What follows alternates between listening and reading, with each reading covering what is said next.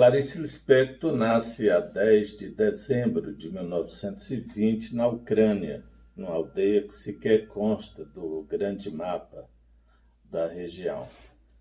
Mas, movido por questões decorrentes da Guerra Civil Russa, se desloca a família para o Brasil, estabelecendo-se inicialmente em Maceió, no estado das Alagoas.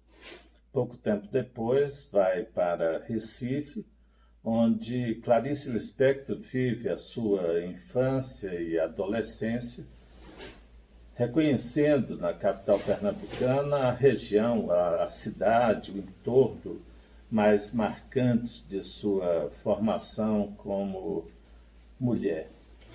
Depois se estabelece a família de Clarice Lispector no Rio de Janeiro, onde passa então a viver o período mais prolongado de sua vida.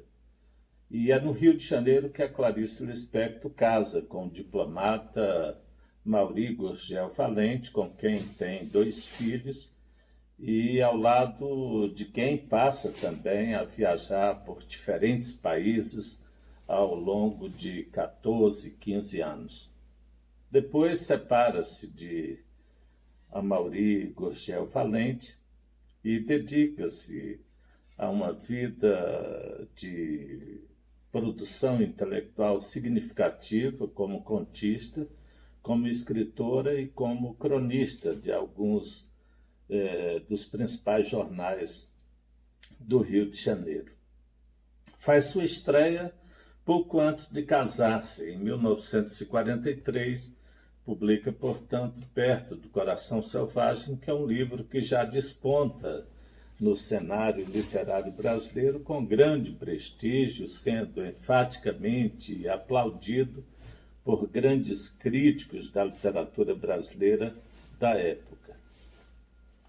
É uma escritora reconhecidamente importante, uma personalidade muito forte, porque a Clarice Lispector tem uma vida pontuada por questionamentos de natureza metafísica que não se projetam apenas na sua obra, mas que são como que um fio condutor de toda a sua trajetória também como cidadã, como mulher e como intelectual. Bom, é uma escritora inclassificável pela complexidade da sua obra, é um nome de difícil enquadramento, mas convenciona-se considerar-se a Clarice Lispector como uma escritora da terceira geração modernista, ou seja, a geração de 45, ao lado de escritores não menos importantes, como na poesia João Cabral de Melo Neto, Ledo Ivo e João Guimarães Rosa na prosa de ficção. Pouco depois vem também a constar da relação de escritores representativos dessa fase da literatura brasileira, o Lúcio Cardoso, por exemplo, mas, volto a dizer, é uma escritora inclassificável pela complexidade estilística, né?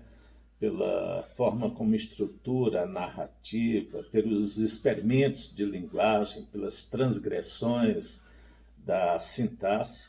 A Clarice Lispector não permite uma classificação. Mas convenhamos, numa tentativa didática de enquadrá-la, ela ficaria nessa geração de 45, já que fez a sua estreia em 1943. Mas é verdade que, a exemplo dos demais representantes da geração de 45, a Clarice Lispector realiza experimentos de linguagem assim muito significativos. É uma geração que particularmente valoriza os procedimentos formais e que, do ponto de vista do conteúdo, reflete um momento de inquietação da sociedade nesse desfecho da Segunda Guerra Mundial e surgimento da Guerra Fria, essas relações bastante conturbadas entre Estados Unidos e a então União Soviética. é, no entanto, uma escritora muito maior do que essas simplificações didático-pedagógicas, esses enquadramentos de cunho historiográfico. Bom, acho que 3 livros, particularmente, sobressaem no conjunto da obra da Clarice Lispector. O livro de estreia, Perto de um Coração Selvagem, que é um livro onde as características fundamentais da grande literatura da Clarice Lispector já se fazem perceber.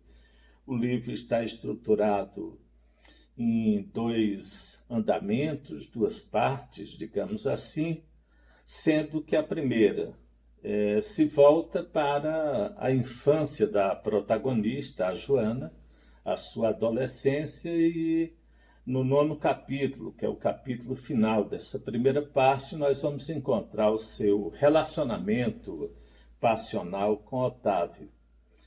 Na segunda parte, o livro dá sequência à construção dessa vida passional da personagem com o seu marido, Otávio, mas surge um elemento complicador que vai ser a tônica de toda essa segunda parte do livro, que é o surgimento da personagem Lídia, estabelecendo com Otávio e Joana um triângulo amoroso que vai conferindo à obra uma densidade dramática muito maior. Por conta desse triângulo amoroso, Joana vai vivenciar questionamentos existenciais bastante significativos e viver no plano da subjetividade também uma experiência adúltera, digamos assim. Ao final do livro, Joana vai se libertar do amante criado por suas inquietações subjetivas, seu imaginário, como diz, e do marido Otávio. E aí é onde ela vai atingir a plenitude como mulher, e o livro tem um desfecho que não seria muito dizer. Reflete a própria personalidade da sua autora, embora não tenha, evidentemente, a pretensão de ser um livro de transposição autobiográfica. Longe disso. Mas há que se reconhecer a presença da sua realizadora em alguns aspectos dominantes no conjunto da narrativa.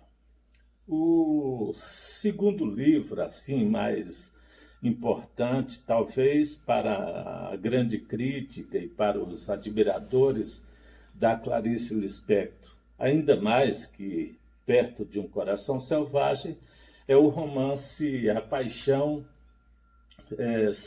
segundo GH, que é um livro, esse sim, onde nós vamos encontrar ainda mais acentuados esses procedimentos transgressores na estruturação da obra e na utilização das normas gramaticais e sintáticas. O livro começa, por exemplo, com 3 travessões e termina com 3 travessões, o que já, num primeiro olhar, evidencia que é uma história que tem um aumento anterior ao próprio começo do romance e tem uma sequência depois do seu final. A temática do livro se concentra exatamente nisso que vai ser uma tônica na literatura da Clarice Lispector.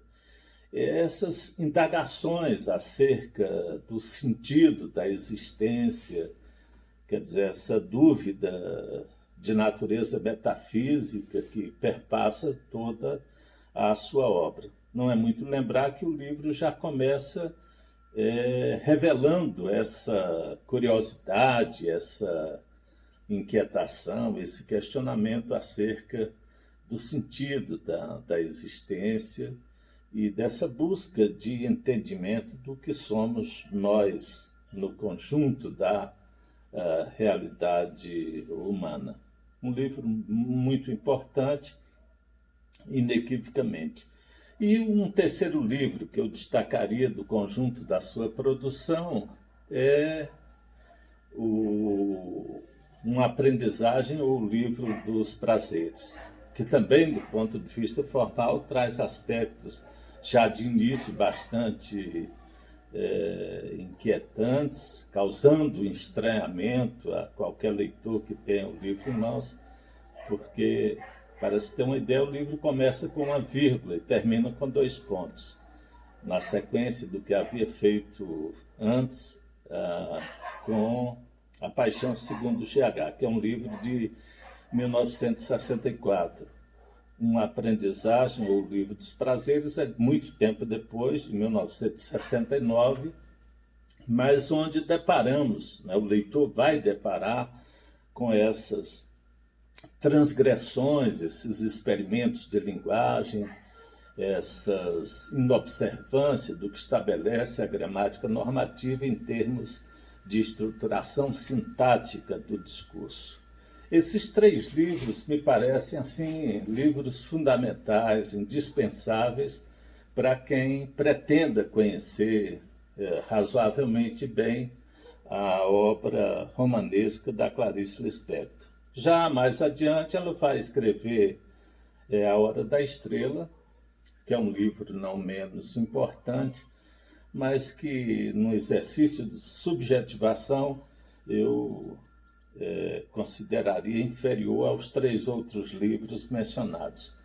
Mas é tido por alguns A Hora da Estrela como um momento assim climático, um momento culminante da produção literária da Clarice Lispector. Foi adaptado exemplarmente bem para o cinema e é efetivamente também um livro muito importante no conjunto da obra. Bom, do ponto de vista das fundamentações estéticas propriamente ditas, daquilo que se convenciona chamar no campo da teoria literária como estilo autoral, eu diria que a obra da Clarice Lispector é uma obra de natureza muito personalizada, pelo fato de que não escreve ela uma literatura que se possa identificar como obediente aos procedimentos, à estruturação do romance clássico, mas não significa isso dizer que a autora apenas rompa com esses procedimentos na pretensão de se fazer novidadeira do ponto de vista estilístico. Não. Em Clarice Lispector, essas transgressões, essas buscas de alternativas para os limites da estrutura romanesca tradicional dialoga estreitamente com o conteúdo dos seus livros. Não são histórias assim que interessem pela clareza de um começo, meio e fim, na linha do que fazem os romancistas, assim, de extração mais convencional, mais clássica. Não, ela praticamente inobserva essas instruções, digamos assim, estéticas do romance clássico e faz experimentos extremamente bem-sucedidos. Os livros passam a interessar menos pela história que comumente um romance conta para seus leitores e mais pela sondagem psicológica, pelo mergulho que a narradora faz na alma humana, na tentativa de desvendar os mistérios, o sentido e a própria natureza humana. Na linha de um Proust, supostamente, de um Dostoiévski, talvez em menor nível, ou de uma Catherine Mansfield, por exemplo, ou ainda de uma Virginia Woolf. São autores, a Clarice se coloca nesse conjunto, que atentam, sobretudo, para os grandes questionamentos existenciais, para os grandes mergulhos metafísicos na alma humana. Bom, se tivesse de escolher um dentre os muitos belíssimos romances da Clarice Lispector, eu ficaria, e nisso reconheço alguma dose de subjetivação, ficaria com perto de Um Coração Selvagem, que é o seu romance de estreia, onde nós vamos encontrar a elaboração já muito esmerada da personagem Joana, uma personagem que apresenta na linha das personagens de Machado de Assis uma complexidade psicológica muito grande. Aliás, na questão anterior, esqueci de mencionar entre os autores com que Clarice Lispector tem nítida identificação o brasileiro Machado de Assis. Então, eu diria que em Perto do Coração Selvagem nós vamos encontrar já essas marcas caracterizadoras da extraordinária literatura produzida pela Clarice Lispector. Ao lado dessa complexidade psicológica das personagens por ela elaboradas, nós vamos encontrar um predomínio do tempo psicológico na narrativa. Teoricamente, nós poderíamos trabalhar com três tempos, com a existência de três tempos narrativos. Né? Um tempo cronológico, que é esse pautado pelo passar das horas, pelo movimento do ponteiro, pela mudança das estações, pela ideia de dia, noite, meses, anos, pelo transcurso do tempo cronológico propriamente dito. Temos um tempo psicológico, que é esse que vai caracterizar a narrativa da Clarice Lispector, e um tempo mítico. Esse não é tão comum quanto os dois outros tempos, o cronológico e o psicológico. E nós vamos encontrar em todos os livros da Clarice Lispector, no primeiro livro, sobre modo, o predomínio desse tempo psicológico. É um tempo de natureza bergsoniana, na linha do que teorizou o estudioso francês, considerando o tempo enquanto duração, que pode ser, portanto, diferente para duas personagens.